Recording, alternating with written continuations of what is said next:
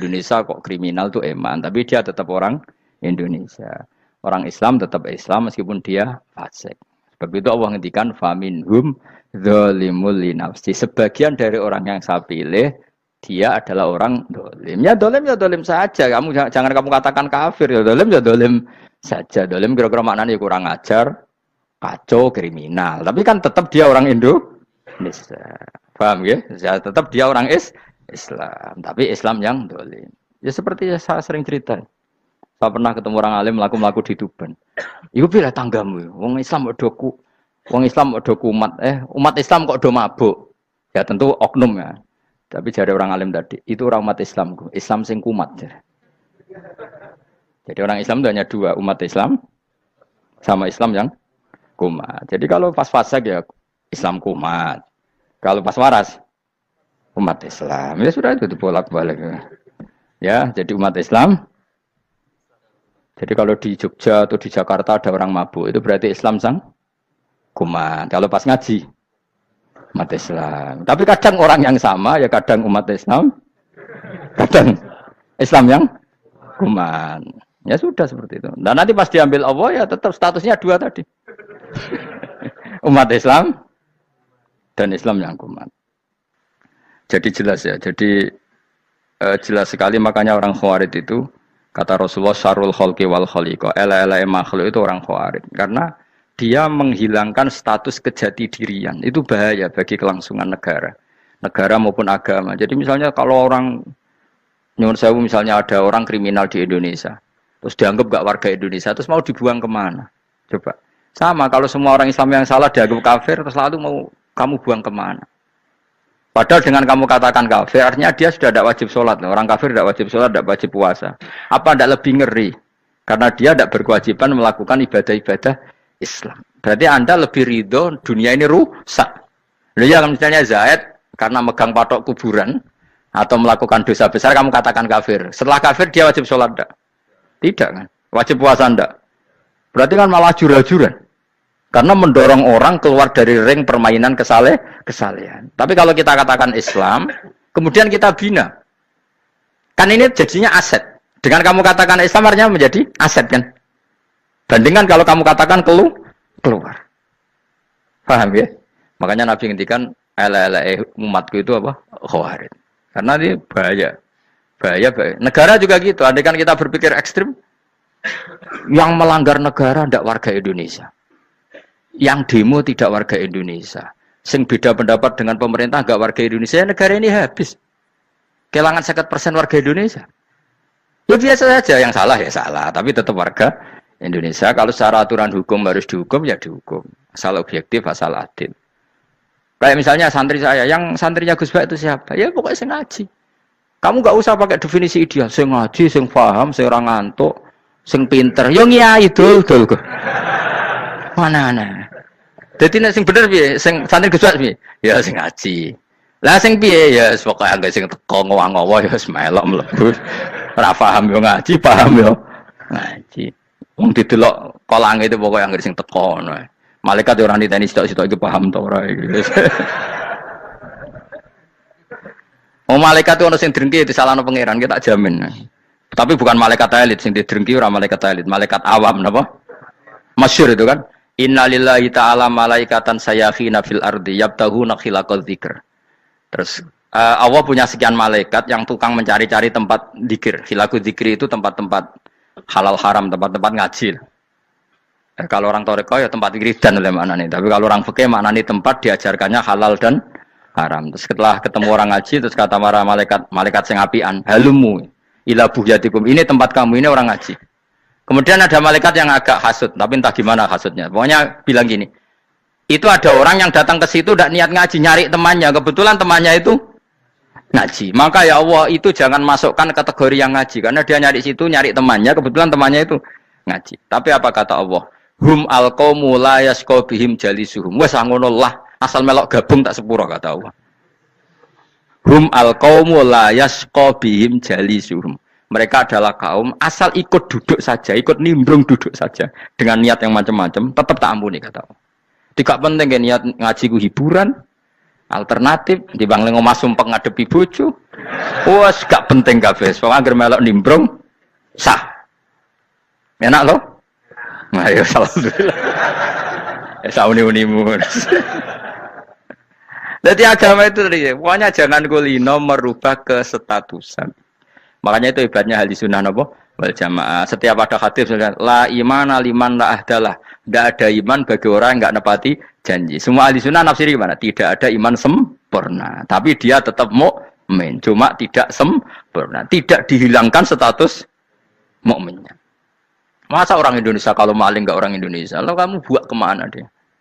Ya tetap dia orang Indonesia. Meskipun tidak ideal sebagai warga Indonesia, tapi tetap orang Indonesia. Jelas ya. Tadi summa awrasnal kitabal ladzina istofaina min ibadina. Terus orang yang istofaina itu berstatus faminhum zalimul linafsi. Tapi tetap istofaina, tetap orang-orang apa? Pilihan. Karena kita alhamdulillah apapun fase kita dipilih Allah menjadi orang Islam. Alhamdulillah alladzi hadana li hada ma kunna linahtadiya laula an hadana Allah. Dan kita alhamdulillah dengan segala kekurangan kita tetap dipilih Allah menjadi muslim. Ora terima muslim pembawa jalalan, enggak keren ta, Mas. Jas napa? Jas. Muslim pecinta Lailatul Qadar. Meskipun salah tanggal lah. Ayo gumun mbek wong. Gak tau mikir ono to kan? Iya, soalnya aku lah ya yakin Lailatul Qadar tanggal 21. Karena suara mayoritas suara Tuhan. Kula ya melok goblok kan. Kula nek anggar malam 21 ya wiridanku tak tambah. Meskipun aku ya rada eskal tapi Gusti niku suarane tiyang kathah nggih derek mawon. Oh, inna anzalnahu fi lailatul qadar. Quran itu tak turunkan pada malam. Jadi normalnya Lailatul Qadar itu berbarengan dengan malam. Tapi ya serasa mbok imani biasa wae, mari fitnah ngene wae. Nah biasa. Yang jelas Lailatul Qadar itu bisa kapan saja. Nah ulama dulu bilang ya bisa kapan saja. Cuma kata ulama-ulama bisa saja diturunkan di tanggal itu. Ya bisa itu karena memang nuzulul Quran itu kan tidak semuanya di tanggal 17 sebetulnya. Jadi di mana-mana itu ada simbol-simbol yang dipakai. Istilahnya tanggal 17 itu simbol. Memang kebetulan ada yang tanggal 17. Tapi kita tahu kan yang turun di Haji Wada juga banyak. Coba Haji Wada tanggal berapa? 9 Arafah. Bulan apa? Dzulhijjah. Dan banyak ayat turun Isra Mi'raj misalnya. Ayat Isra Mi'raj turun bulan apa? Rejab kan? Ibu yang ngaji dorah khatam kecangkeman. Jadi Quran itu tidak hanya turun di Ramadan. Ya biasa saja. Makanya kayak saya itu kan biasa ngaji Quran. Ya setiap saat anggap Lailatul Qadar. Cuma kita ya ikut umumnya orang Lailatul Qadar itu tanggal 21, 23. Aku lah senang malaikat yang bagian panitia itu ben jelas fokus di tanggal itu. Tapi kamu jangan pernah berpikir menafikan hari-hari lain bagi ulama tertentu, bagi wali-wali tertentu. Mereka ngalami Lailatul Qadar kullailah. Banyak wali yang bilang, saya ngalami Lailatul Qadar kullailah. Maksudnya, karena kullailah zaman Nabi itu pernah dituruni Quran. Dan semua itu artinya Lailatul Qadar. Tapi tentu ada simbol. Kayak kemerdekaan Indonesia itu dimulai tanggal berapa? 17 Agustus. Sebetulnya ya enggak. Ketika Jepang kalah itu ya sudah merdeka. Dan daerah tertentu sudah lama dulu merdeka kayak Aceh. Karena dia tidak merasakan dijajah Belanda. Daerah tertentu ada setelah diproklamasikan tetap berjibaku dengan penjajah. Banyak enggak ketika diumumkan kemerdekaan masih yang berjibaku ngelawan penjajah? Banyak. Tapi kita butuh simbol. Jadilah kita ngambil 17 Agustus. Ngono kok ra iso. Jadi tanggal itu ada tanggal hakiki, tanggal simbol. Meskipun yang hakiki ya simbol ya hakiki. Dong ya? Alhamdulillah. Ayo kok pinter aku yo. Maksudnya ben kulino mikir, ben urip itu gak gloyor ora jelas. Wah, halus, makanya goblokku barokah menangatil kula. Karena saya itu kenapa kok tahu goblok barokah itu gini ya. Satu supaya saya tidak takabur ya. Saya akan kecelok wong alim berat takabur. Dua aja wong goblok ya ono pinter ya, Mas.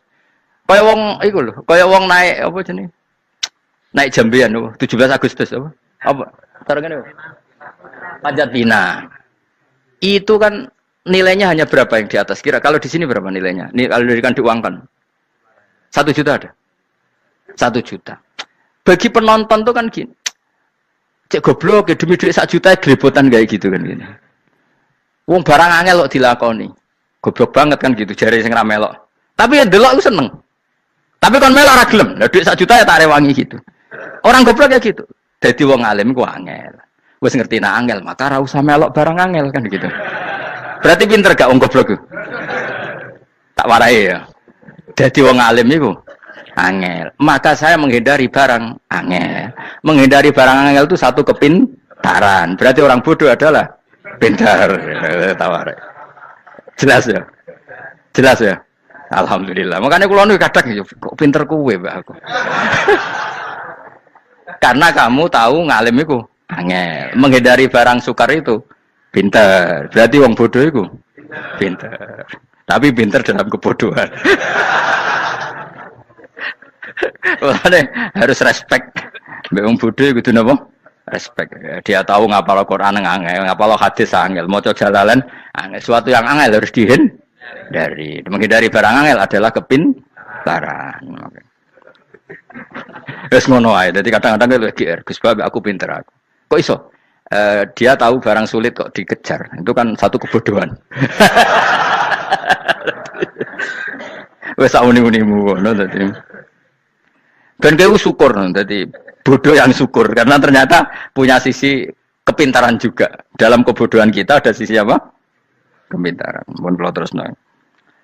Allah itu siapa? Alladzi ahallana darul muqamati min fadlih.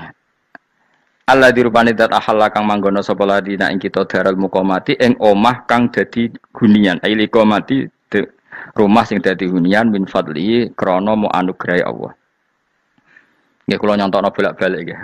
Semua ini kita di surga nanti berstatus lamanya-lama itu semua karena fadlnya Allah. Karena amal kita tidak cukup. Makanya Rasulullah pernah ditanya, "Ya Rasulullah, betul orang surga masuk surga karena amalnya tidak karena fadlnya Allah?" Saya berkali-kali cerita dalam kitab-kitab tasawuf diterangkan ada seseorang yang enggak pernah maksiat, hidupnya taat. Kemudian ditanya sama Allah, "Kamu masuk surga karena apa?" "Saya karena enggak pernah maksiat, taat terus." Kata Allah, "Ya sudah, kamu di sini aja 80 tahun." Ya, kamu gak apa-apa di surga sini berapa? 80 tahun. Si Abid tadi, ahli ibadah tadi protes. Katanya surga itu selamanya lama. Iya, kata kamu kan karena amal kamu. Amal kamu di dunia kan hanya 80 tahun. Umur kamu kan hanya 80 tahun. Ya berarti surga kamu 80 tahun dong. Karena kamu menganggap surga karena amal kamu. Fair kan? Amal 80 tahun surganya. Tapi kata jenengan surga itu selamanya lama. Sing selamanya lama itu fadolku itu gak ada habisnya. Kalau amal kamu ada habisnya. Terus kata orang tadi, "Ngimpun Gusti kula mbusga fadhole jalan." Gak, aku kecewa jare.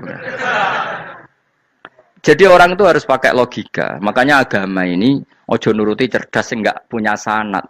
Lalu gunanya amal apa kalau kita masuk surga mergo fadhole pangeran? Bocah kok geblek gendeng campur gak di sanad.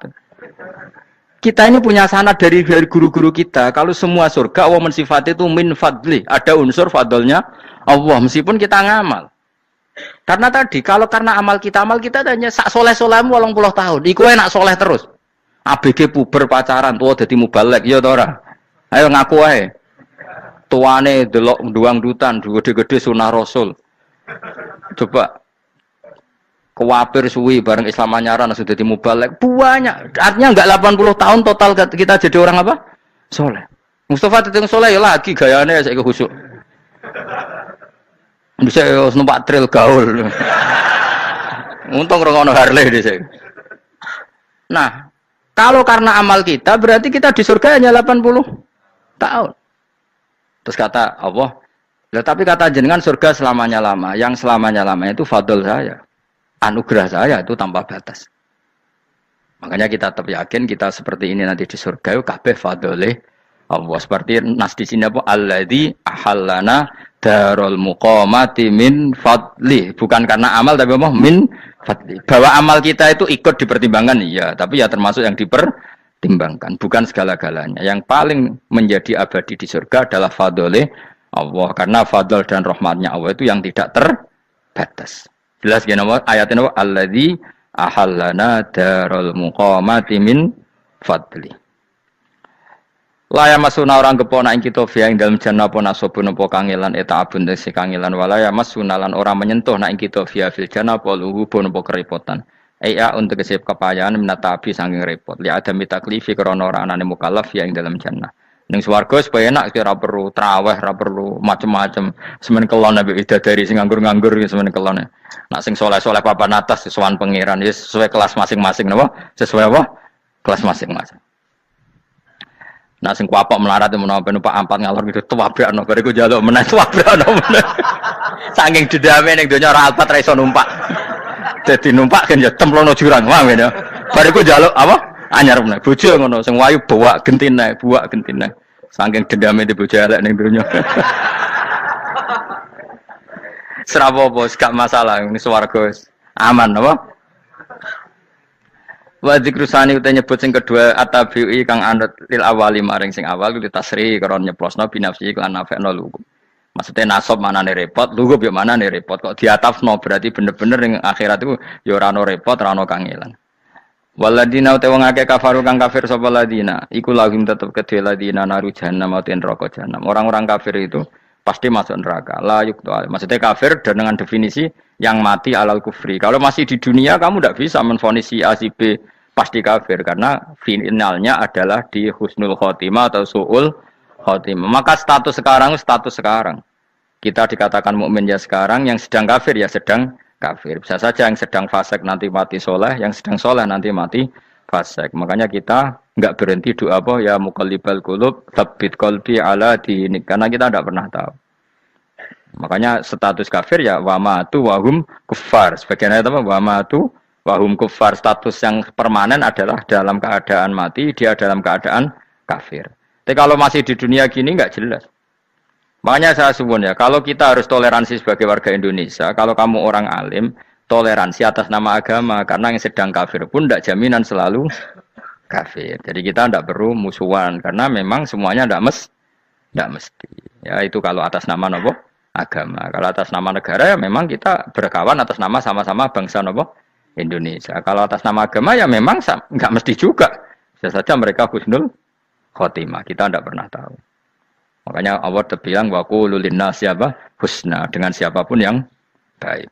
Lah soal nak diperangi kita perang ra kudu wong kafir. Lah kowe dibaca wong Islam ya males. Lah ke meneng ae disembelih. Wah. Ya soal itu kan bab sial, bab mempertahankan apa di diri. Itu udah harus dengan orang apa?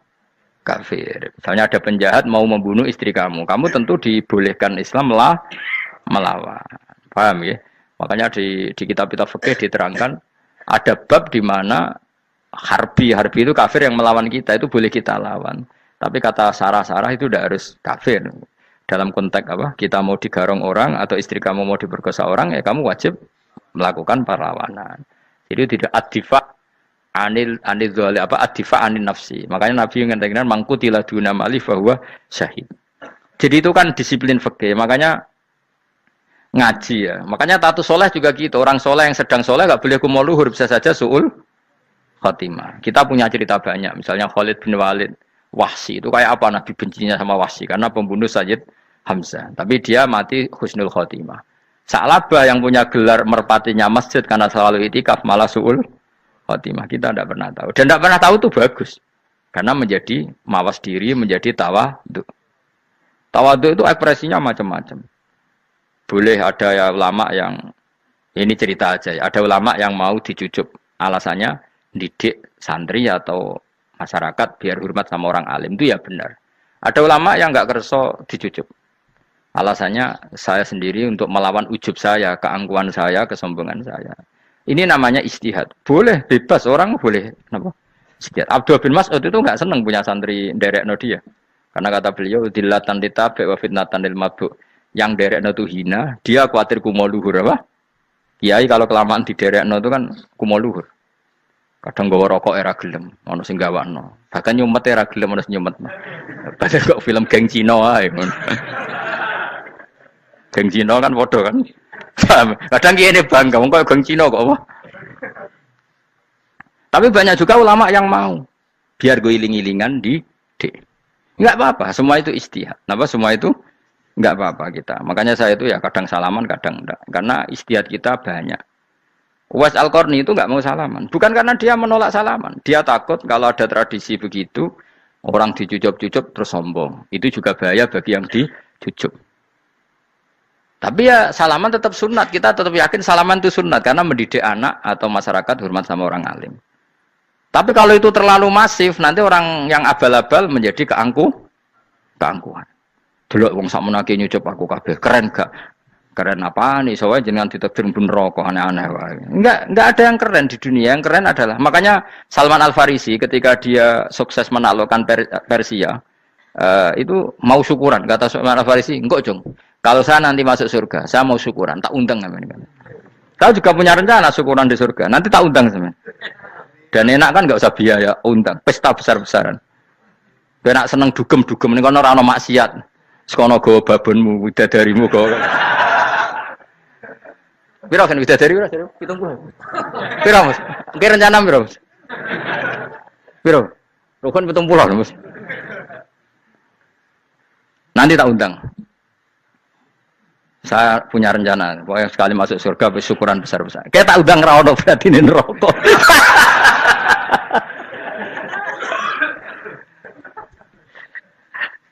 Tapi nek ngundang aku ra ono beda kelas sembrono. Dataku ra ono ning kelas wargamu ra ono. Kata Salman Al Farisi gini, kamu ndak usah muji saya kan dia dipanggil ya Karim, kamu orang terhormat. Kata Salman Al Farisi, in dakhaltul jannah fa ana karim wa in dakhaltun nar fa ana laim. Jadi saking sopannya ashabu Rasulillah itu ada yang dipanggil ya karim aja enggak mau.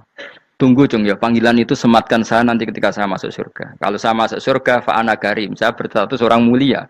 Tapi nanti kalau saya masuk neraka fa ana laim, saya orang yang terhina. Jadi dulu ashabu Rasulillah seperti itu. Terus ada ulama yang melawan nafsunya macam-macam. Misalnya saya milih jarang ada sowanan, saya dapati senang banyak santri sowan. Tapi bukan karena benci enggak. Karena saya takut sebagai orang yang sangat terhormat.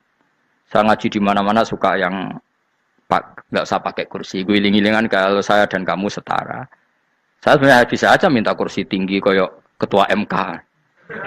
Banyak kan ngaji nih serapati ngalim dari gue kursi ning dhuwur, santrine ning ngisor guayane kok wong pinter-pinter. Jebule kitabe maknanan bener konangan. Sing rasa apa wong modus. Ya tapi tidak suudzon ya, tapi ya ono tenan, paham. Tapi kalau saya cara berpikir sederhana, kita kan sama-sama umatur Rasulillah, ya sudahlah hadin sawa. Lho andai kan kamu sanggup maca kitab ya gentenan ra masalah. Kadang ke maca aku ngrungokno, kadang aku maca enggak apa-apa. Nek ana sing wani. Tapi sekali salah tak lorot. Nah. Jadi dulu sahabat itu biasa. Ada yang cara ekspresi tawaduk kayak Wais Al-Qarni enggak mau salaman karena takut dicucuk. Ada yang suka salaman karena mendidik. Banyak cara mereka melawan nafsunya sendiri apa? Melawan apa? Nafsunya. Istri saya itu dari keluarga pondok Jawa Timur. Itu dulu eskal sama saya, janggal karena anak saya kalau mau jajan itu saya tidur pun dibangunkan. Pak bangun, saya minta uang. Itu ya sampai sekarang begitu. Istri saya itu eskal, janggal karena janggal kan ada Jawa Timur sopan sekali sama orang tua. Tanya saya, karena dia keluarga orang terpelajar tanya, kenapa itu dibiarkan? Saya jawab saya, ya kalau tidak minta saya nanti minta mbak-mbak atau kangkang. Orang yang paling harus ngel-ngelo anak itu orang tuanya. Sehingga yang paling harus diganggu anaknya ya orang tuanya. Sampai sekarang anak saya berani minta mandi saya, gendong saya. Kalau orang tuanya aja gak siap ngel-ngelo, lalu apa kata dunia? Kan aneh. Nah, itu ajarannya bapak. Saya dulu bapak Sugeng itu biasa jagoan sama bapak. Ya biasa misalnya saya supak kalau kepen mangan ya, cung tuku. Zaman itu pakai motor, pakai sepeda motor biasa sama bapak kepandangan. Saya sampai sekarang sama anak-anak saya akrab. Karena pikirannya orang tua saya dulu ajarannya yang paling berhak ngel-ngelo anak ya orang tua. Ini kan gak fair. Kita sebagai orang tuanya digugah gak terima, kon ngedusi gak terima, kon nyawi gak terima, orang lain disentak suruh nyawi. Dan orang lain itu pembantu hanya karena kamu gaji. Kamu gaji seberapa? Hubungan anak dengan pembantu itu kan karena uang. Kamu ingin berbasis hubungan hanya karena itu goblok sekali. Hanya istri saya nerima. Jadi ini bukan berarti saya bikin konsep begitu ya. Ini cerita saja. Banyak guru-guru kita termasuk orang tua saya kalau ngajarkan gitu. Tapi ya tentu ada orang yang ngajarkan anak oleh gugah wong tuane pas turu. Ya kalau pas turu ada alternatif ibunya nggak apa-apa. Kalau nggak ada ibunya juga nggak ada. Terus alternatifnya orang lain kan buruk sekali. Kalau alternatifnya orang apa? Lain. Tapi orang tua kita kadang kesuwen oleh didik adab berlebihan sampai anti ilmu. Ya itu tadi didik adab tapi anti Ojo gugah wong tuamu, wong turu kok digugah. Akhirnya Nyun Sewu minta tonggo, pernah bulik bude yang kadang Nyun Sewu mereka sendiri susah kan, nggak punya uang kan terjadi kacau. Demi adab tapi menghilangkan ilmu. Tidak boleh, nomor satu itu ilmu baru adab. Coba orang paling berat di ngel-ngelo anak harusnya siapa coba? Orang tua. Jadi mestinya pas kita turut digugah ya santai wae, ini sudah tepat. Nah kecuali ngelama, artinya ngelama itu sudah jajan minta lagi lah itu kan ada ukurannya, tentu ada apa? Ukurannya. Tapi kalau fi awali marroh jajan hari pertama di hari itu memang jajan pertama kan nggak dolim. Kecuali minta yang ketiga keempat lah itu baru mungkin salah. Akhirnya istri saya nerima konsep ala saya ya sekarang ya menerima. Sampai sekarang saya biasa misalnya habis ngajar dari Sarang atau ngajar dari Kudus baru datang anak saya rewel minta jalan-jalan ya saya turutin. Karena menurut saya yang paling harus kangelan demi anak adalah orang tuanya, bukan orang lain. Padahal saya punya santri loh. Kalau mau keren-kerenan saya punya semuanya. Tapi itu kan gak hukumnya Allah. Keren itu kan hukumnya manusia. Dia santri terus dia ini berhak ngongkon. Ini kan hukumnya manusia. Hukumnya Allah ya gak ada. Hukumnya Allah ya wong tua, be anak-anak be wong tua. Hukum liyane gaweane manusia. Yang penting ku anfusakum wa ahlikum. Nah, ora ono santri kaum barang ora ono. Gaya-gaya nane mubalek ini umat saya terus dihitungi ku apa-apaanan. Enggak ada dalam Quran, yang ada ya kuan fusakum wa ahlikum nar. Jadi yang penting hubungan orang tua anak. Nah, baru orang lain itu wa ila adin akhahum huda. Ya itu yang kedua ketiga. Tapi ilmu ini sudah banyak yang hilang, makanya banyak mubalek ngamuk anak. Bocah rasopan, wah aku nang jopo ning tinti wong wedi aku. Anakku dhewe rasopan. Lah bapak dhewe rasopan ya. Karena mendahulukan orang lain ngalahkan anak. Ketika anaknya sopan dekne gremeng apa? Memangnya dia sopan cara hukumnya Allah dan Rasul. Ketika mendahulukan orang lain itu dalam status hukum Allah dan Rasul dia sudah tidak sopan. Ada dosen ngajar mahasiswanya dengan segala artikulasi terbaik, kemampuan bareng terangno anaknya mbek rasa-rasen. Ya gitulah baca sendiri di buku. Ya gitu. Karena di kampus dapat gaji, nabe anaknya rantuk gaji. Banyak orang mulang marpe wong akeh iso tenanan, mulang anake ra tenanan. Mergo nak mulang wong akeh diapresiasi, nak mulang anake kadang tinggal dolanan kadang. Itu tidak benar, tidak seperti itu Islam mengajarkan. Islam mengajarkan nomor satu ku anfusakum wa ahlikum, jaga diri kamu dan keluarga kamu. Makanya Rasulullah itu ngajari sholat Hasan Husain diajarin sendiri cucunya, diajak ke masjid diajarin. Meskipun jadi beri hak-haknya sebagai seorang anak. Numpakin Nabi ya dibiarkan, tapi diajari kebaikan diajarin sendiri. Sampai Said Hasan umur 8 tahun sudah menjadi rawi hadis karena memang diajari sendiri oleh siapa Rasulullah. Kayak apa? Kalau sekarang enggak kiai cilik anak di pasrano candalem terus enggak mau tahu. Juga sidik itu pasrano pembantu. Barang anaknya akhlaknya kok bantu ngamuk. Memangnya yang bikin itu siapa? Yang memulai siapa? Nah, hukum-hukum begini itu harus kita mulai tegakkan. Ya kayak dipanggil ya Karim. Kita termuliakan tuh sampai berapa? Banyak kan dulu orang mobil aja dibukakan, ya boleh kecekel KPK. Pas mulia, masya Allah, buka mobil ya tahu. Ngerti-ngerti cekel KPK. Kayak sama. Neng dionya disusul-susul sebenarnya rokok kan rugi, bener. Makanya saya ngikuti madhab Salman Al Farisi. Saya sudah niat syukuran besar-besaran tak jamin, tak undang teman. Tapi daripada Salman konangan nggak di situ, mendingan enggak ya. Karena kalau ada undangan nanti kelihatan siapa yang di dalam dan siapa yang di luar. Enggak usah ya. Enggak usah. Nanti takutnya enggak ada di situ malah mari ngenes kula. Kecuali enggak ada di situ, malaikat itu enggak ada Gus di kelas jenengan, tapi mungkin di bawah ada. Alhamdulillah kalau gitu mau beda napa? Kelas. Tapi nak sing sitok ning swarga sitok neraka innalillahi wa inna ilaihi raji'un. Tapi semoga malaikatnya hanya jawab gitu. Enggak ada Gus, kalau di kelas ini enggak ada. Mungkin di bawahnya ada. Tapi nanti pengurusnya enggak mau, pengurus warga itu. Enggak bisa ini, kalau beda kelas harus pakai visa. Karena lintas apa? Negara. Ya jelas ya, jadi kata Salman Al Farisi gimana? Jangan panggil saya ya Karim sekarang. Kalau nanti saya masuk surga, fa'ana Karim. Wa in dakhaltun nar fa'ana Laim. Laim itu terhina. Nah kalau semua orang berpikir begitu kan semuanya tawadhu, semuanya tidak kumoluhur. Ya karena ya dunia ini nggak pernah jelas. Makanya Nabi yang Nabi saja berdoa apa ya muqallibal qulub, Tsabbit qalbi ala dinik. Dat yang membolak-balikkan hati. Karena kayak apa kita mencintai Indonesia, mencintai masyarakat Indonesia. Tapi kayak apa kalau kamu sudah datang ke Singapura, rawang Singapura dinamis terus gerutu. Orang Indonesia itu pemalas, tidak kayak orang Singapura, dinamis maju. Tapi kalau urip di Singapura gak gelem. Tapi di Indonesia men gerutu, orang Indonesia tidak kayak orang Singapura. Cara aku nak ngomong ngono gak usah urip ning Indonesia, kono urip ning Budi. Singapura. Islam Indonesia gak mutu kayak ada di Timur Tengah, jubahan semua gini-gini. Enggak ana wong goblok iso ngaji jubahan ya dekne ra trimo. Goblok jubahan. Angel ngadepi wong lu angel. Lah terus kon piye? Sing biasa wae koyo kula jenengan wis biasa. Suwe ngaji-ngaji wae turu-turu, suwe mangan-mangan wis biasa wae. Dinuna dinul ajais. Agama kita, agamanya orang lugu. Yang penting hubungannya dengan Allah spesial bahwa kita yakin hidup kita namun bergantung kepada Allah Subhanahu wa ta'ala dan kita selalu nyifati Allah nikmal maula wa ni'man nasir. Selagi Tuhannya Allah pasti kita ditolong. Apapun kondisi Indonesia, Tuhan kita tetap Allah, tetap ditolong. Kita pernah keluar dari penjajahan Belanda, tragedi PKI, ya apa saja problem kita pernah keluar karena Allah Tuhan kita, nikmal maula wa ni'man nasir. Sudah, iktimatnya sama Allah, jangan pada yang lain. Yang lainnya itu hanya aturan bernegara saja. Kita butuh presiden, butuh macam-macam, itu aturan bernegara.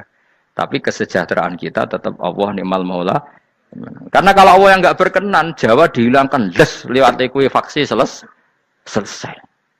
Atau meteor satu jatuh selesai. Makanya Allah selalu mensifati dirinya, saya yang memegang langit bumi, saya yang mengatur langit bumi. Beberapa benda langit enggak jatuh ke bumi karena saya, kata Allah.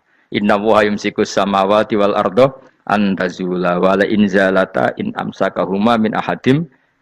Kalau sistem alam langit itu hancur, semuanya tapi kita enggak. Kadang-kadang membayangkan dunia enggak hancur itu kalau kestabilan negara. Negara tak stabil, kalau alam enggak stabil mau apa? Semuanya enggak koruptor, semuanya adil. Tapi diguncang gempa tetap selesai. Diundang faksi tetap selesai. Makanya Allah selalu mengingatkan kita, aamintum manfis sama ayaksifa bikumul ardo faidahiyah tamu. Kenapa kamu merasa aman di bumi? Bumi ini setiap saat bisa likuifaksi, kata Allah. Karena bumi itu dzatis sodok, potensinya pecah. Tapi kalau kita ingat gitu kan akhirnya bergantung sama Allah. Sambil bernegara secara benar, bertetangga secara benar. Susahnya apa sih hidup benar? Wong hidup benar itu nikmat. Kalau mboten nate urip susah. Ngerti masalah seling pangeran Gusti, niki wae jenengan ya sudah selesai. Jadi nak tahlilan ojo ramai tok, dijiwai nikmal maula. Nikmat itu sebaik-baiknya. Nikmat itu sebaik-baiknya. Artinya kita selagi punya Tuhan itu pasti nasib kita ya sebaik-baiknya. Ngomongin imal mola tapi mbek gerutu. Seramutu. Lan ora dadi wali perkarane ya apa. Jadi wiridane wae tapi ora dijiwai, enggak boleh seperti itu. Tapi lumayan timbang ora wali ra wiridan malah ra karo-karuan malah. La yuqdo alaihim muradan putusna sapa alaihim ing atase ahlun nar bil mauti lan mati fayamutu mongko iso dadi mati sapa ahlun nar fayastarihu. Mongko iso istirahat sapa ngakeh. Jadi ahlun nar ketika disiksa minta mati. Maksudnya mereka minta mati itu tidak merasakan sakit.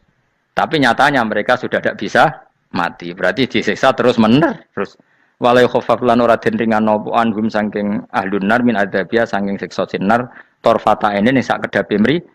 Kadalika kaya mengkon-mengkono kabeh kama jasinahum tegese kaya oleh males ingsun wong akeh nadzi males ingsun kula kafurin ing saben-saben wong sing banget kafire banget ingkare ning Allah lan nikmat-nikmate Allah manane kafir bil ya iklan ya yadzi wa nunil nun al maftuhah kados kita tidak yadzi tapi napa nadzi nggih kadalika nadzi kula